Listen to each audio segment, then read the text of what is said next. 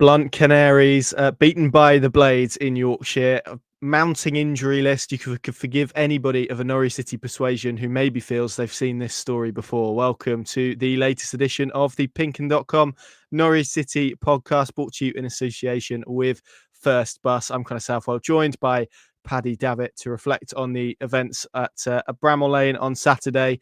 And yeah, Paddy, I guess let's start with the game first and foremost, and then we can delve into what is a very long list of injuries later on. But just all felt a little bit flat, didn't it, after what was a very productive festive period? Obviously a difficult day at the best of times, but when you've got 6 midfielders out, your top scorer suspended, a bench with, if you take George Long out of it, an average age of 19, all of those factors probably conspired to make it a very difficult afternoon for Norwich City.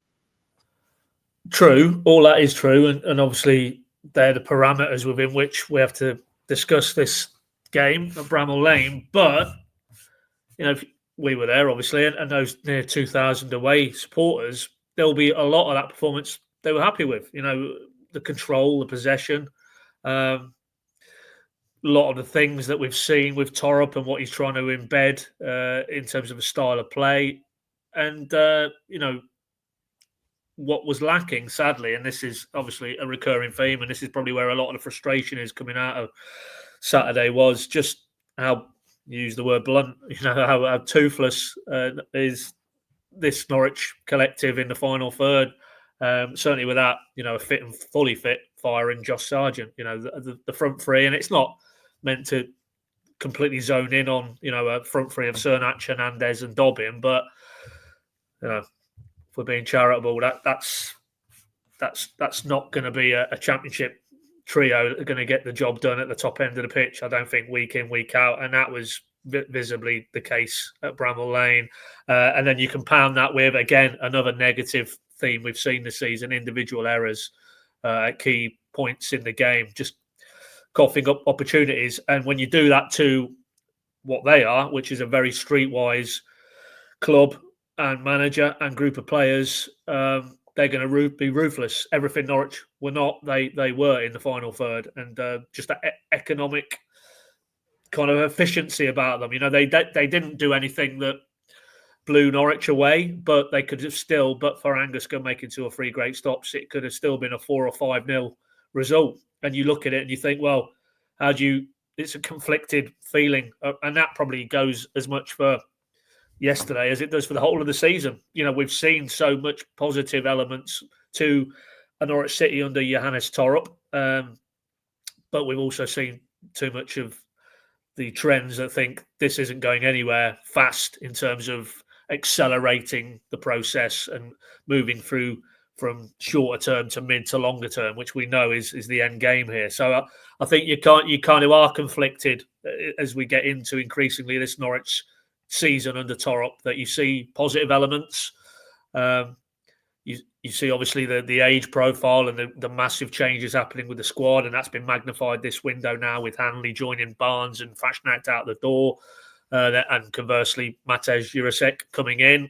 Obviously we know not available until next month, but that process is quite exciting because it feels a refresh, renewal type of methodology. But in the here and now, you turn up at Bramall Lane and, okay, allowing for the huge mitigation in terms of the players unavailable, you see more of what we've seen too often this season, which is good mixed in with not so good, to be charitable. And where does that get you? Well, I've just had a look at the league table. It's not so much the league table for me. Norwich sitting mid-table now. It's 27 league games, played 9, won 9, drawn 9, lost 9. So that, for me, is a definition of average. And that's what this Norwich group are in the here and now. They're average at this level. On a good day, they can be competitive against the best, and were against Sheffield United in the Carrow Road corresponding fixture. And obviously, on the horizon now is the daunting challenge of Leeds at Ellen Road. But Leeds at Carrow Road, 1-1 draw. Again, Norwich were against a team or 2 teams you expect, and the league table tells you will be there or thereabouts in terms of the title, let alone promotion. They held their own. But for every Leeds and Sheffield, you've got, too many to mention in terms of games where they've looked well short, and that's where we're at. They're an average team this season in the Championship. And I guess, and you see that now playing out on social media since the final whistle on Saturday. It's almost not two camps, but it's the ones who are willing to still stick rigidly to this is a transitional season. There will be good, there will be bad, but stick with it, and the patience to stick with it. And then maybe another camp who are, well, that might be an acceptable process, but you need a little bit more than what they're producing at the moment to maybe buy in, or to have total buy-in with those other fans in this sort of almost tug of war between where Norwich are trying to get to and where they are now, which isn't very good, particularly away from home. Carrow Road is slightly different. They've won 6, I think, drawn 5. You can't really argue with the productivity with the brand of football at home, but for those long-suffering away fans, two away wins. Second one of those only came on New Year's Day at Luton, following on from winning at Derby. 3, and then Coventry earlier. I've erased that one for obvious reasons, but too many defeats away from home. Too many games where, in the crucial moments, either Norwich, in terms of individuals or collectively, have been found wanting, or other teams have just stepped up, and Sheffield United, the latest, and just put Norwich away. And that, for me, is where we're at. Very, very conflicting sense around this group, this season for Norwich now, and it's probably going to get tougher before it gets easier, given its Leeds next up. But it is, and I think what flows in is what you touched on initially there, Connor. It was 10 points from 12 over that festive period, with now Josh Sargent back in the equation. It felt like, okay, that is momentum, that is real go forward thrust, and of course then and it isn't something Thorup can do too much about. Another wave of injuries have hit. They've come up short at Sheffield. I think most would expect them to come up short at Leeds in midweek, and then you feel you're slipping back again. So it's difficult at the moment. It's a bit of a trial of endurance for all concerned, and for Norwich fans, I guess it depends where you are on the spectrum now. Are you still firmly in this is a transitional season, all those parallels with Farke 17-18 playing out, and I've seen this view as well surfacing on social media, particularly after Saturday's result. No, I want to see more. I want more in the here and now. I don't want to be told that it's a transitional season and we can write this off. If you're Norwich, and Norwich's rich recent history is included, Premier League seasons and fighting it out at the top end, I think that there is a seam of the fan base who clearly feel that what they're getting at the moment is slim rations. Yes, and I think that's probably, like you say, probably encapsulates what has been quite an up and down season, probably emotionally more than anything else. Because you look at even some of the recent games. I mean, you think about the highs of obviously what Amankwa Forson did against Coventry. Luton, I think, was a very different type of win, but it was away from home. What they did against Plymouth, what they did against Luton at Carrow Road. But then you've also had the lows, QPR away, Oxford away, yesterday as well. And I think it's probably more the slim, as you say, the slim pickings of the performance. The fact that we're talking about a Norwich City team that for 60% of the ball at halftime, it was over 70%, didn't record a single shot on target. And look, that stat isn't the be all and end all, because you can have a shot from 40 yards and that gets registered as a shot on target. But the narrative is still the same. I think if you want to sort of grade it in terms of quality of chance, the sort of XG is 0.3. I mean, that's as low as the 0-0 draw at Portsmouth, the 3-0 defeat at QPR. That's as low as the defeat to Bristol City, and or lower than the defeat to Bristol City and the defeat at Sheffield Wednesday during probably the last injury crisis. So we're talking about just a real lack of productivity and a lack of quality in the final third, because I actually felt that they got themselves into some good positions. There were some good openings for them. The amount of crossing opportunities that they had yesterday, that Lewis Dobbin had, that Jack Stacey had, and that final decision, that final bit of quality, that edge wasn't there. And that probably is, a fair summation of the game, isn't it? When you spoke to Johannes, he used the word competitiveness. And that was it. I mean, there's 19 points between these teams, but I don't think there was 19 points between the respective performances. It was just those fine margins, that extra detail, that extra bit of quality that Sheffield United have to turn their moments into clear-cut opportunities, whereas Norwich City were huffing and puffing, and we could still be at Bramall Lane now with that game unfolding. I'm not sure that they've got any closer to scoring, and that probably encapsulates why this season has been so frustrating, Pad, because it was when it's been brilliant, it's been intoxicating, and when it's been it's when it's been the opposite of that, it's been really difficult, and it has been a test of endurance. And I guess that probably encapsulates where they are: young group with a high ceiling, but also a pretty low floor when they don't produce. Yeah, and that's what I guess, because of those emotions you get taken on the highs that you mapped out there, and then you get the kick to the gut, metaphorically. Maybe that magnifies this feeling of you kind of, if you're a fan trying to experience that and consume that, you're not quite sure where you are with this group from any given week, any given game, and it's consistency, and Norwich are maddeningly inconsistent. So as I say, for me, it comes back to which camp are you in now, and my sense would be that still the majority understand that this is what it's been mapped out, because the messaging has been pretty clear from Napper and Thorup from the moment Thorup walked through the door, that this will take time, that it is a project. You might not like these terms that get bandied about, but that's where we're at. You can see visibly now we're a window and a half down now under Napper and Thorup, and the transformation almost that's happening. These aren't tweaks and a little bit of window dressing. These are seismic shifts in terms of the transfer activity in and out. And that's almost, you're trying to do that, which in itself is quite an onerous task to do, to turn a club around in terms of the squad makeup, but while still putting a team on the pitch who are consistently competitive. And Norwich aren't that, clearly. They're too easy to decode at times, and the better teams will punish them. We're recording this after Leeds have put Sheffield Wednesday away this afternoon, 3-0. 2 late goals, though, and by common consent, the difference really in that game at Ellen Road was Leeds just are more clinical in the final third than Sheffield Wednesday were. So you look at the Championship then, that tells you, isn't it? The teams who are there at the top end of Sheffield's, the Leeds, Sunderland, Burnley, they are clinical. They are clinical at this level, relatively. They are clinical where it matters. The teams who are out of that pack, and maybe even a little bit lower down, which is where Norwich are hovering now, aren't that. And obviously, if you're without your main man in Josh Sargent for, I think it was 14 league games, and you don't really have anybody, and it's been proven, we've seen it in the intervening period, nobody was able there to come in and even do a passable impression of Josh Sargent in terms of his impacting goals, his impacting his all-round play, how he knits the play, then it's not rocket science that you're gonna be well off the pace. And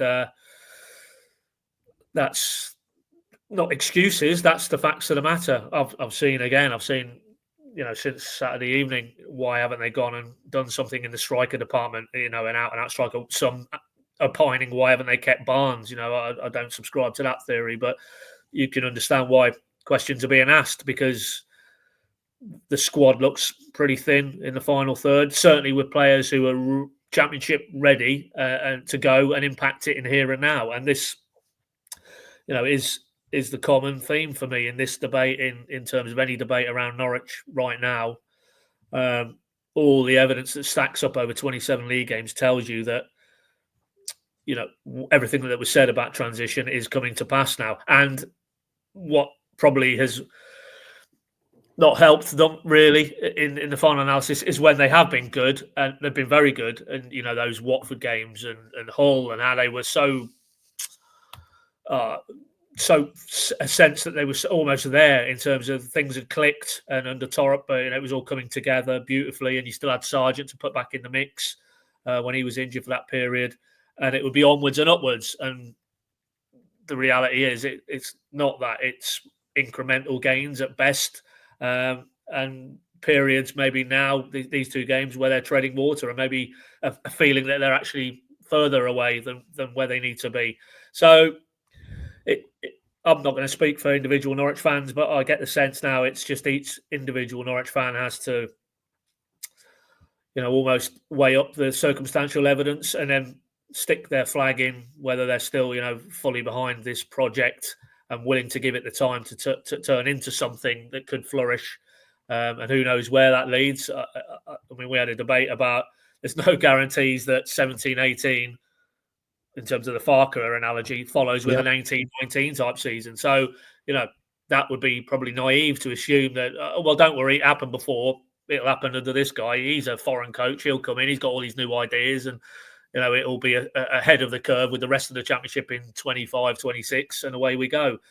That isn't a given, but I think, and we've said this on recent podcasts, irrespective of where they finish this season, Norwich, in terms of league status, what certainly isn't in doubt for me is there needs to be more between now and May, more evidence in the positive column than the negative, whether that be results, whether that be individuals who have come in either this window or the previous window are really starting to grasp it, and you think, okay, they've now adapted, they're now acclimatized, and we'll only see them get better from here. Whether it's patterns of play, whether it's being better away from home, whether it's conceding less goals, whether it's making less individual errors, all of those facets, we need to see more positive than negative between now and the end of the season. Because if we don't, then it's very hard to package this as, well, we've had a transitional season, but you can see now the evidence is overwhelming. We're on the right track and things are going to be accelerating forward from here.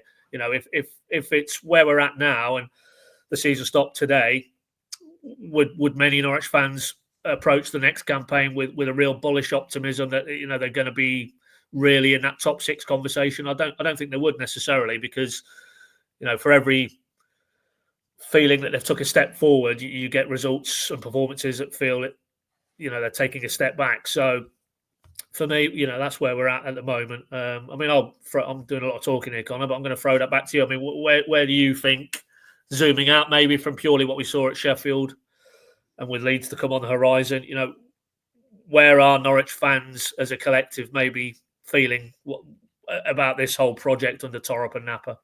Yeah, and again, I think presenting it as kind of two camps, I kind of think there is maybe a common ground between them, and I think again you can subscribe to the view that this is something that is going to be long term, and also subscribe to the view that maybe you're feeling a little bit shortchanged as to what you've seen so far, or you've not quite seen enough so far. So I mean, we both predicted Norwich to finish mid-table. Of course, there's still half a season or so to go, so we could be wildly wrong with that. But I think this is pretty much so far gone. I can only speak for myself, as I kind of expected it would. Quite up and down, some good stuff, some bad stuff, some elements where maybe you do want, or you feel like they're miles away, and it feels to me a little bit at the moment like every time they get a win, it's a corner turn, and it's a building block, and it's now going to be a sort of free run towards the playoffs, and everything's going to be okay. And equally on the the other side of that, when they lose a game, it's a crisis, and they're looking over their shoulder, and maybe they're a million miles away. I think probably we not we as in us two, but we as sort of people watching Norwich City and following them, maybe need to reside somewhere a little bit more in the middle, and maybe not bounce between the extremes, which is where I feel like we end up on results. And that's natural, because for fans it's emotional, and we've said this before, they don't care how good Norwich are going to be in 3 years. They want to win, and they want to win the next game against Leeds, and after that they want to beat Swansea. They're not bothered about winning in a year's time. Obviously that's sort of at odds with where the people implementing what Norwich City are trying to do are at. They're not thinking about Leeds. They're thinking about, can Norwich City be better in a year? Can they be better in 2 years? Can they be even better than that in 3 years? And that is the nature of where they are. And the reality is, when you don't have them, and maybe this is sort of, I'm going to contradict myself, I think, with the next 2 points, but the issue is when you don't have maybe the finances that other clubs have, you do have to build something a little bit different. And I've used this example before, but you look at Brentford. Everyone talks about Brentford and how successful they were. Well, that was built over 7 years in the Championship. It was built under multiple head coaches. A lot of it was involved players leaving for pretty big money. Of course, they spent money as well. That's always something that you have to throw in, and they are benefited by a very wealthy owner. So Norwich City are at the start of that journey. And again, I've said this before as well, I think a little bit of the problem that they've got is twofold, really. It's one, that last season I think probably doesn't do them any favors, because it gets compared where they are now to what they did last season. I actually think you have to disconnect them, because it's a different group. It's a different head coach. It's Ben Apple was there for the bulk of the season, but this is now his strategy, as opposed to maybe the continuity that he oversaw with Wagner, with that group of players last season. So yes, they did finish in the playoffs last year, but that was almost the end, and this is the start of something else. I don't think you can bolt the two together, maybe in a way that is natural. What I will say though is I think where I think they've got a little bit of a messaging problem, and this is where I'll probably come back to you, Paddy, is when you think about the word transition, you think about the word project, and you think about, lowering the age group and implementing a new style of play. That's all fine. But you look at Antti Cianats, who they spent £8.5 million on, Mate Jurasek, who they've obviously spent 6 on. That's 15 million on those two players combined. Jose Cordoba, 3 million. Forson, 4 million. They've spent a decent amount of money. Of course, they did. They recruit that as well. They sold players. We know that. Gabriel Sara, obviously Adam Eder, John Rowe, but that money will obviously be accounted for this summer.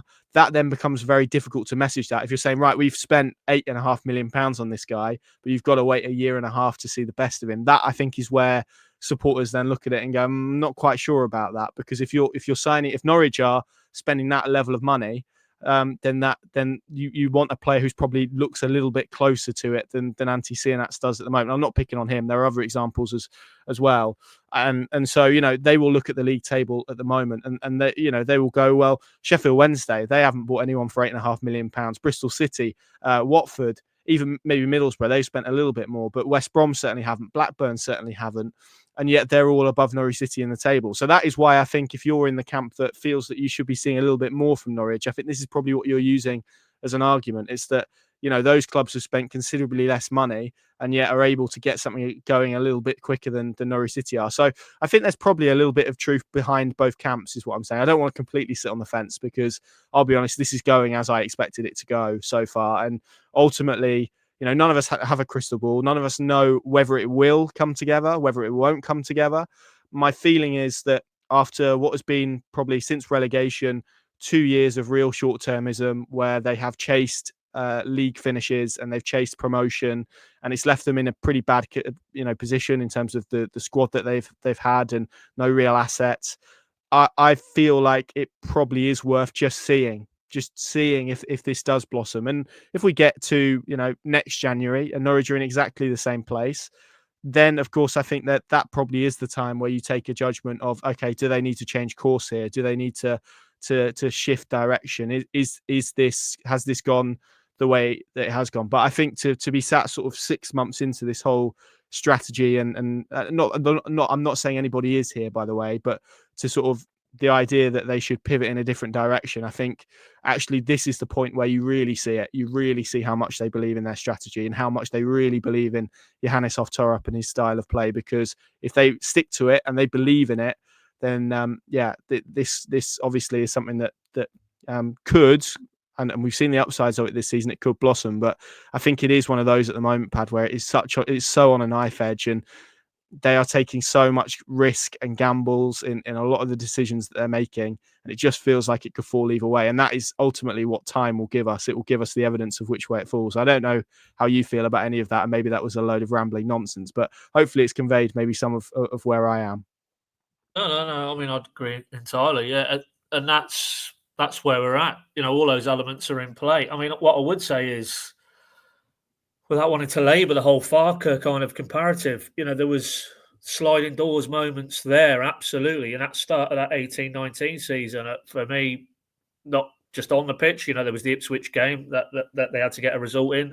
Otherwise, things could have turned out dramatically differently for that man, which goes to the point about, bringing in somebody, working with them in terms of in tandem. That was obviously Weber and Farke. This is Napper and Thorup. But, even those kind of aligned partnerships in the outset can easily turn the other way if events overtake. But, Pookie came in as Jordan Rhodes' backup as well. He was the main man. And then I think it was the Middlesbrough. I think it was after the first international break. They played Middlesbrough at home. Pookie went down the middle for the first time. They won 1-0, scruffy goal at the Barclay end. And then away we went. So, the almost hand being forced to play a Max Aarons, to play a Jamal Lewis who came in his first season, and these players grasping it. And maybe that's a nice parallel with what we saw on Saturday with Mahovo and Elliot Miles getting their first league appearances and not wishing to hype them up in the slightest. But, that kind of sense of isn't it great to see two young players just come onto the pitch and be fearless and embrace the opportunity and not look out of place? I think that's key as well. We've maybe seen one or two younger players who look younger players in recent seasons, and it excuse me, then it cuts to is the talent pool good enough? Is the academy functioning? And we know there's been a lot of work behind the scenes since Ben Napper came in to try and overhaul it in many respects and connect it back up to the first team. So that's probably where we are now with Thorup and Napper. That there will need to be more of those sort of sliding doors moments where they walk through those doors and don't look back, and that will be this rest of this season. That'll be next season. Your point is very valid. I think if we're here in 12 months, because they'll have had another, well, that'll be 4 transfer windows they'll have had then, or 3.5 if we're talking about during the January 2026 window. If they're no further forward on the pitch in terms of league status, then for me, then the questions would have to have been asked clearly, and would be by that stage, I have no doubt, because you're at 18 months into Thorup and Napper's project, and as I say, four windows to overhaul that squad and see something that's far more consistent than where we're at now. So, yeah, I guess I wanted to repeat what I said prior to your sort of comments. It is very much for me now, not so much about falling into one camp or the other. It's just between now and the final game of this season, I want to see more positive elements than negative, and ideally more in a marked sense, not just almost like one or two. It feels like maybe better, a decisive shift in terms of that things are starting to happen now. Things are starting to click into place, and almost you can't wait then for next season with obviously another summer window, which clearly is going to be quite a turnover of players in and out. So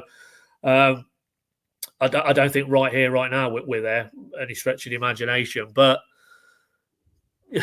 we saw it over the Christmas period, off the back of quite a difficult maybe 2 months, which again injuries played their part. The Kenny McLean suspension, that kind of FA subtext as well, with an endless sort of run-in with the football authorities. Then falling again the wrong side, having again performance-wise done very well at Sunderland, done very well at home to Burnley. 2 more of those in that bracket who are fighting out for promotion, falling the wrong side again, as they did against Sheffield on Saturday. But it did shift then, within 4 games over the festive period, 10 points from 12. And that's how quickly it can shift again, maybe beyond Leeds. Swansea, I think, is the next home game next weekend coming now. Eminently winnable game. And then maybe there's some more favourable fixtures down the line to start to build up a bit more feeling of, can't wait for next season now. But right here, right now, and this is the thing, obviously, every game, we sit down and record one of these will be heavily influenced in terms of the mood and the feeling by what has just gone before. And, I will reiterate, there was a lot of good things on show at Bramall Lane, particularly with the mitigation in terms of player availability. But, it was just more of the same. And I think that it is pertinent to mention Burnley, to mention Sunderland, because, what we saw yesterday was what we saw in those 2 games, that for a lot of those games, Norwich were in the ascendant and were dictating. But when push come to shove and the key moments of all of those games, they were found wanting, and they were found wanting again yesterday. And you fear they'll be found wanting at Ellen Road in the key clutch moments. And, Thorup's spoken about that. With younger players comes, learning curves, and they have to come through it. But, there's still a lot of seasoned players, even allowing for the players who've gone out the door in January. And, I don't think it's necessarily comes down to age and lived experiences. I think there's more to it than that. So, Johannes himself, I put it to him, I thought he cut quite a frustrated figure yesterday after the game. And he didn't dispute that, because he knows he's not daft. He's a very astute individual, great communicator, and he will know maybe how this is being consumed as well by a lot of the fans. That it's almost he's frustrated because he can't back up more of the good stuff that we've seen clearly under his watch. And I'm sure if you got him at a very candid moment, he would say, by now he probably felt they would be better than 11th in the table and would be much closer to the top 6 and feeling like they could push on further. So maybe even the pace of progress is is not where he felt it was going to be at, and he's one of the key architects. So if that is the case, I guess you just have to give them the space that they need, try and get through this current cycle of injuries, and just see where this goes now, and can they inject some acceleration into this season between now and the end of the season, and whether that gets them into the top 8, probably top 10, whatever, so be it. But I don't think for me it's necessarily you're going to take a view from what position Norwich finished the season in terms of league placing. It'll be the underlying trends and all those things we've already spoken about on this podcast that will, for me, dictate how optimistic they can be moving forward into the summer and then next season. Yeah, I mean, just on Thorup very, very quickly. I think he is, and this probably gets back to why maybe I have belief that it will get better and it will progress. I think we've seen enough from him to suggest that he's a very good coach. That doesn't mean that he hasn't made mistakes. He has, and I think he'd probably be the first to admit that. He's still 35, and he's only been a head coach for going on 2 years. I think it was 2 years ago he was appointed as Nordsjælland's head coach. But I've seen enough from what Norwich have done this season against the top sides, even in defeat, really. But you look at the numbers in terms of what they do. They can take yesterday out of it. They do consistently and have consistently over the last couple of months or so got to a stage where more often than not, they are creating more and better opportunities than the opponents. And that is a sign of good coaching. You can kind of debate the results and maybe the up and down nature of it, but the underlying numbers suggest they are moving in the right direction. Of course, people won't care about that if the results don't.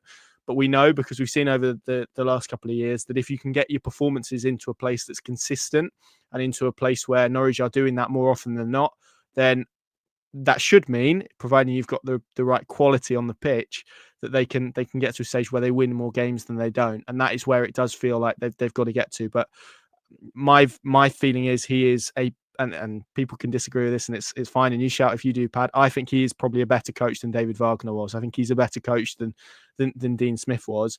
But I think he's probably not got the squad that those guys had in terms of the options that they had and the variation that they had. He just doesn't have that. Norwich's squad are in a different place. He's had a lot more challenges. Some of that, as we'll probably come on to next, is of some of their own making. Obviously, the suspension side of it, the disciplinary side of it, those are bits they have to curb, as well as the injuries. And who knows, this could have been a very different season if Norwich would have had Josh Sargent, Borja Sainz, Kenny McLean, Marcelino Nunez, that quartet more available more often than what they had. And I think, you mentioned sort of experience in that point. I think in a way Callum Doyle encapsulates what they want to do with where they are at the moment, which is a young player who has a very high technical ability, but also has that experience. And when we talk about experience, we're not necessarily talking about age, because we saw that last season. And equally, it was Shane Duffy's error at Bramall Lane, wasn't it, that kick-started it yesterday. It isn't an age point. It is experience of putting those young players in situations where they know how to play out and they know how to work around opponents' press. And if I'm Callum Fisher and I get the ball in the right back position, and I'm 6 months further down the line, well, it's okay, because I've had 6 months better knowledge of this. I've seen the pictures that are in front of me more consistently. That's where they need to get some of these young guys out. And ultimately, that does take time. And it does mean you are in a position where you have to make mistakes, because that's the way that you learn in football. And that's the case for Shane Duffy as well. That's the case for Kenny McLean, who are being asked to do very different things to what they've done before. And ultimately, as we said, time is going to dictate how successful he is and it is. But I can completely understand why people feel that they should be seeing more, and I think that's a fair perspective to have as well. So yeah, it's going to be interesting to see how it all pans out. Injuries, Paddy, because Norwich City have a lot of them again. It feels like we end up here a lot with Norwich, not just this season, but in recent seasons. It feels like we've not had a centre-back injury crisis yet, thank goodness. But that has been a regular topic, I think, basically in my 5 years covering Norwich. It feels like every season they've had a centre-back crisis or an injury crisis at some stage. They've got one at the moment. 6 midfielders out injured. Obviously, that's exasperated by the fact that Borja Sainz is suspended. Mateo Jurasek isn't available until February. You add all of those up. Obviously, I wouldn't necessarily throw Jurasek in there because we haven't seen him, so we don't know how important he is going to be. And clearly, he wasn't an option until earlier this week. But it is a body that they are without. They've let obviously Grant Hanley go, Ashley Barnes out. So I think I've got it down to 15 senior players at the moment who are fit, who basically players who have started a game for Norwich City, a league game.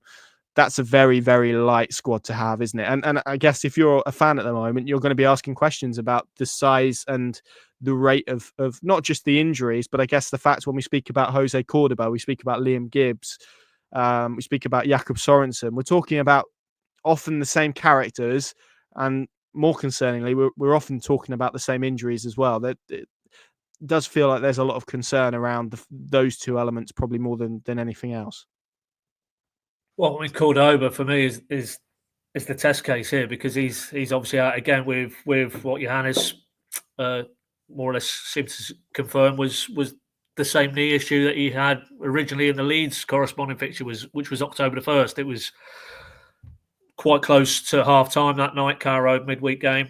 He's gone to stretch, clear a ball near post, and I think he's felt something at the back of his knee, is what Johannes said subsequently, and was assessed on the pitch, managed to walk off and down the tunnel at half time, didn't reappear, and that was the start of it. Then he then went off with Panama and came back with inflammation in his knee, and he missed, I think, 3 games around about November time.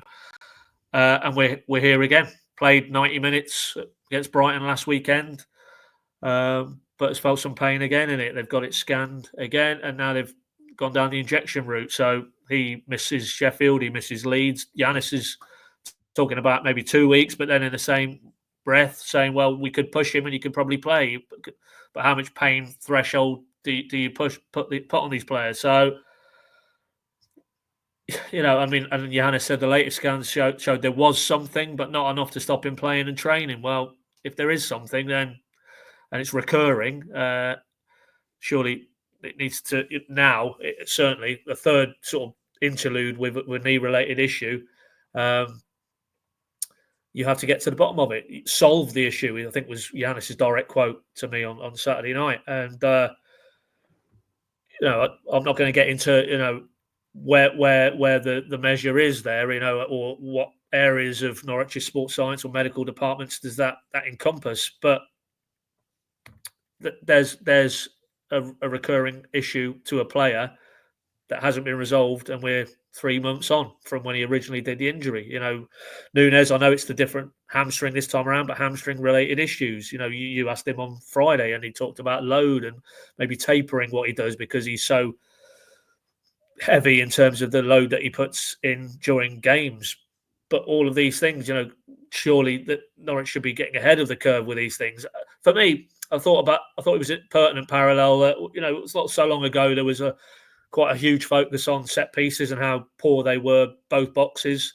And that obviously sparks a debate which, put the coaches in the kind of the front and centre of that. And then within that, of course, Nick Stanley is the set piece coach. So for me, it's fair. If you've got all of these injuries, that there is and Johannes more or less suggested that was the case with Núñez, that of course they look under the bonnet, they look at what they're doing medically, they look at what they're doing clinically, they look at what they're doing sports science and recovery, because it would be remiss not to see if there are areas where they maybe are missing or that they need to refocus on. And so that for me isn't trying to dig anybody out, it's just natural really. They've got a best in class, I put it in one of my pointers, a best in class new recovery hub, the latest part of the Colney redevelop.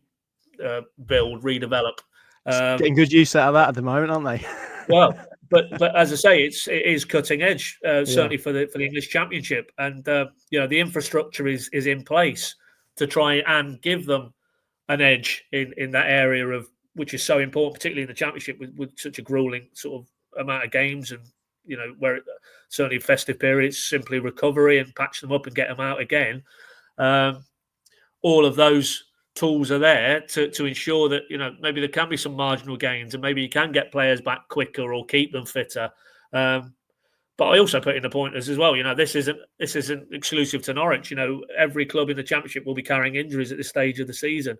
It's inevitable, but it's it does feel that, periodically Thorup is without key players for this season, and I don't really want to. I mean, we've obviously focused on Cordoba, and it's probably unfair to just dig into individual cases, because I'm sure there would be a bit of pushback about what is the in each individual case. But as a collective, the volume of players who are unavailable is clearly hampering in quite a big way. Any bid from Thorup and his coaching staff to get some consistency and get some for forward momentum back into this season. So it has to be a factor in it. If it's a factor, then it has. You have to look at it from every angle internally and see, is there something they could be doing differently? Yeah, and I guess Liam Gibbs as well is the point, isn't it? Comes back from a hamstring injury, 8 minutes on the pitch, and he does it again. You do have to look around the processes and ask questions about the processes as well. And like you say, I don't think this is about digging anyone out or criticizing any particular department or person, because it's a collective thing. It's and I think there is an element of it, that maybe even the coaching staff need to reflect on. Is it, a training problem? Are they overloading the players? Are they underloading the players? These are all, I think, necessary and probably relevant questions that should be being asked, because, like you say, it feels like it is the same characters, and it has such a big impact on their season. I mean, how often this season have they, because of injury and suspension, to be fair, in the case of Kenny McLean, had any more than 3 midfielders available at any one time? Very rarely. And that hampers the way they want to play, because they want to control possession, and but part of that is having players who are capable of working. And also, you think about the intensity that they play at. Their style of play is one of the most intense in the Championship. So again, is there anything that you can do from it? I don't know. I'm not a coach. I'm not an expert in this. I'm simply asking a question.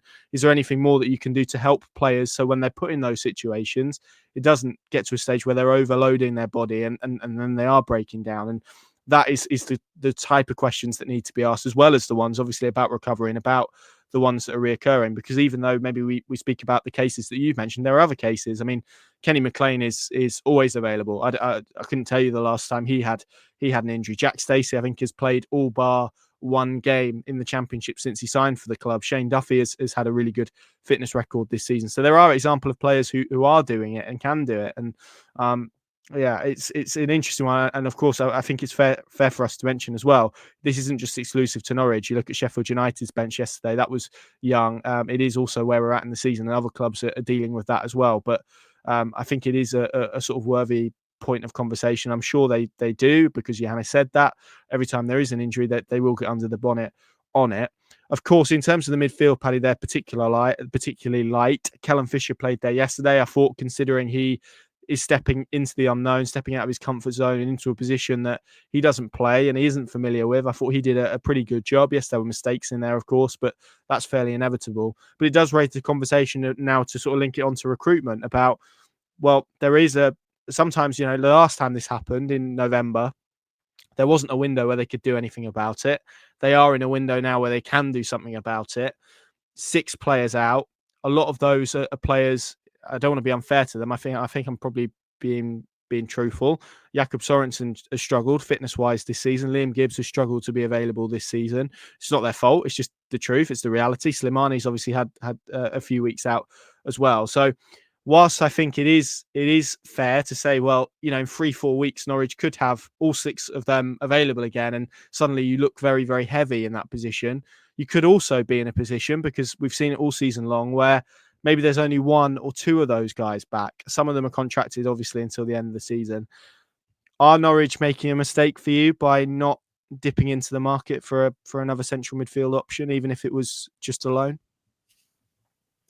I don't want to say mistake, but if I was in their shoes, and we're not party to the financial elements of this. Johannes has spoken about resources or lack of moving forward in this window, and how that would also have to frame what they could and couldn't do. But if in a hypothetical scenario, the finances wouldn't be an issue, and they've made some considerable wage savings now with Barnes, Hanley, and Fashionette going out the door in this month. But equally, they have also spent £6 million now on a winger. They spent 8.5 on a striker. Yeah. So people would say, if you've been able to do that, surely the resource is there. Well, it was certainly there to do the Eurosec deal, that's for sure. And so But if finances are not an issue, then for me, I don't understand why they're not exploring a central midfielder from a top end Premier League club. They've shown a propensity or a willingness to do it. Doyle, for example, in the summer, they've brought in now Dobbin from Villa, Kay Gordon. Okay, it didn't work, but went to Liverpool and got him. So they have used that pathway. Why wouldn't you explore it again? And this point about, well, you could bring somebody in and then in very short order, quite a large chunk of those 6 missing centre mids are back. But it could go the other way because the evidence this season empirically is, Sorensen, Gibbs, Forsyth have not been able to be available for any considerable length of time. So it feels a little bit of a leap of faith to assume that all of those will be back. And even Nunes, who is the big miss, let's be honest, in that collective. And, Johannes was talking sort of terms of 3 weeks, but if they treat it aggressively, 3 weeks. So what if they don't, or he has a setback and it stretches out 4 or 5 longer weeks?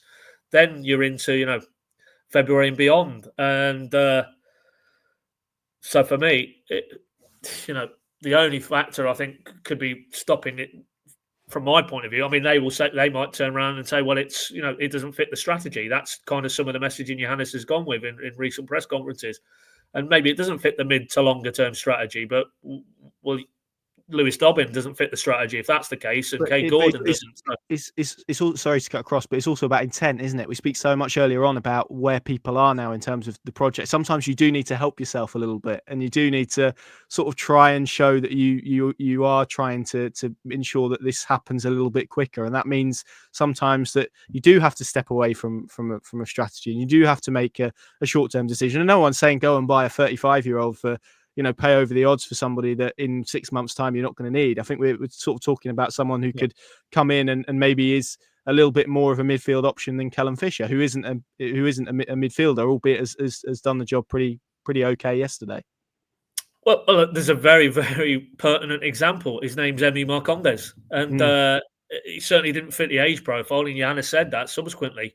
But because they felt they were light at that area of the pitch, they very creatively, as it turned out, explored the free agent market and went and got him in, and he looks like a fantastic, addition. And I'll be amazed if they don't trigger that sort of option in his initial sort of contract, which runs to the end of this season. So everything we're talking about in this part of the conversation, they have done with Marcondes. So if they did it with Marcondes, that wasn't mid to long term strategy. That wasn't a player that could bring in high resale value, they could develop into something that he isn't at the moment. That's a player who's maybe towards the other end of his career, still a good few years left in him, but certainly you didn't bring him in with a view to resale value. So they're not rigid in their thinking. I don't think Napper and Thorup, we've seen that there is a pragmatism to how they operate. So be pragmatic in this scenario for me would be where I'd be at, and go and get a centre mid. And of course, the dilemma then, if you go to one of those Premier League clubs, is has that individual played enough? Could they come in and hit the ground running? But, I'm sure there are options out there that would be less of a concern rather than, somebody who hasn't kicked a ball at a senior level, at a good senior level. So,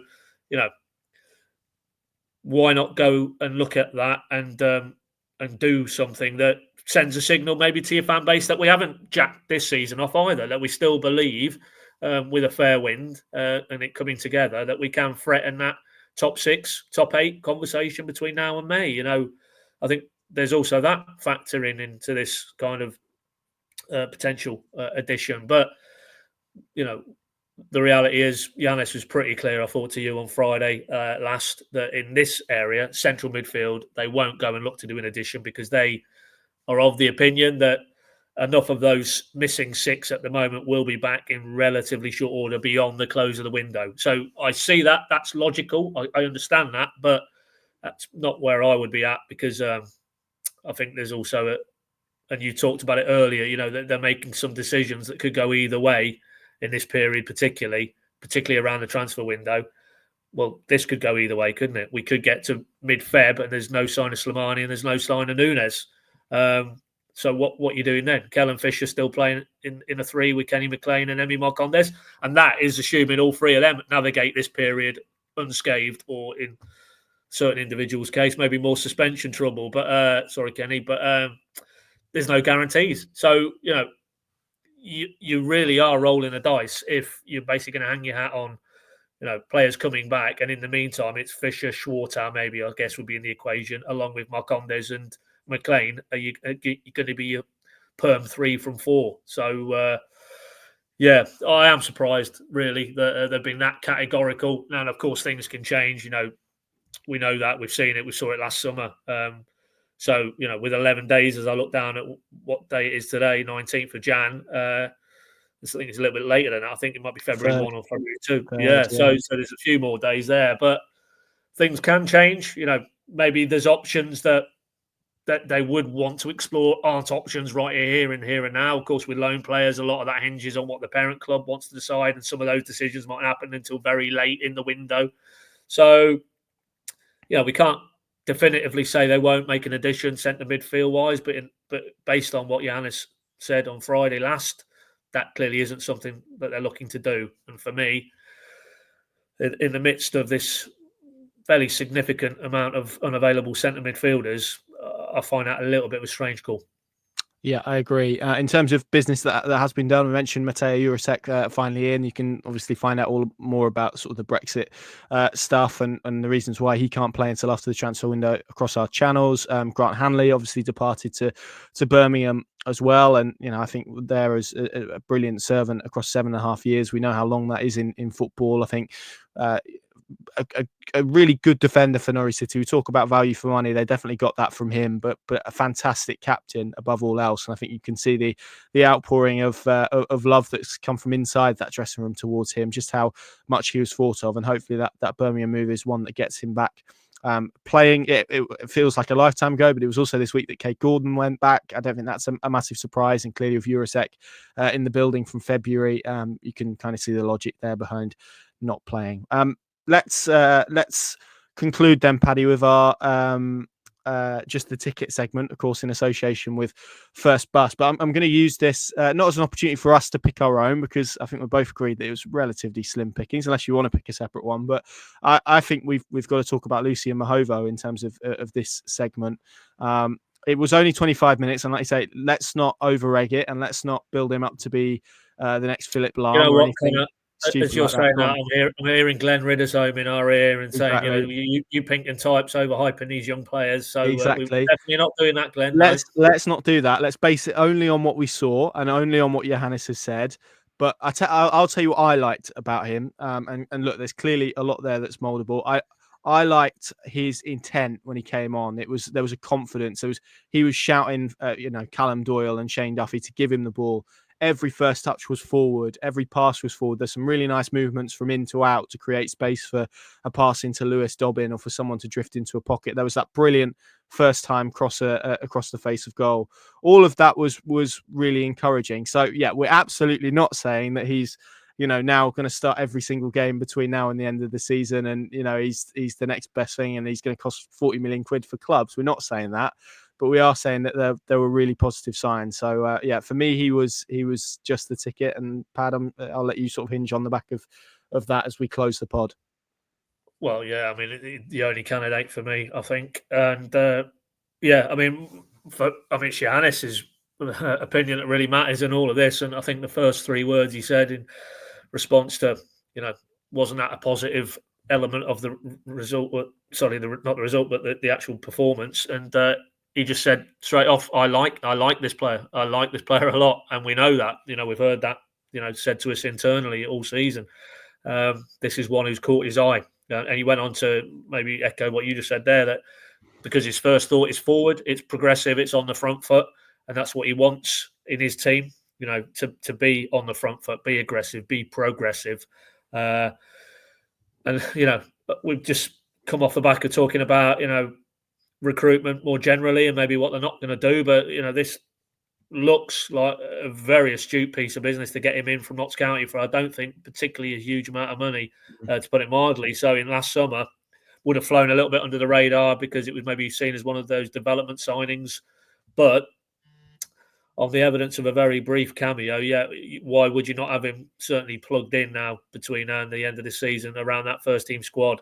Even if, as Johannes did want to sort of pour a little bit of cold water on both him and Miles, will maybe find themselves pushed back down the pecking order when some of those senior players do come back, but that's understandable. But, there was no fear from him or Miles, to be fair, in a very difficult setting, against a very good championship side, tracing the game as well, not going all your own way. So, there was a lot to like in his performance, and I thought Johannes he said basically, if I'm either of those two now, I'm going into Colney today on Sunday, and I'm sticking my chest out and paraphrasing and showing again in training that no, I'm part of this now. I want to be part of it, and I'm going to make it very difficult for anybody to sort of move me to the side now. And that's what the head coach wants to see from those two, and certainly in terms of the personality that they exhibited on the pitch,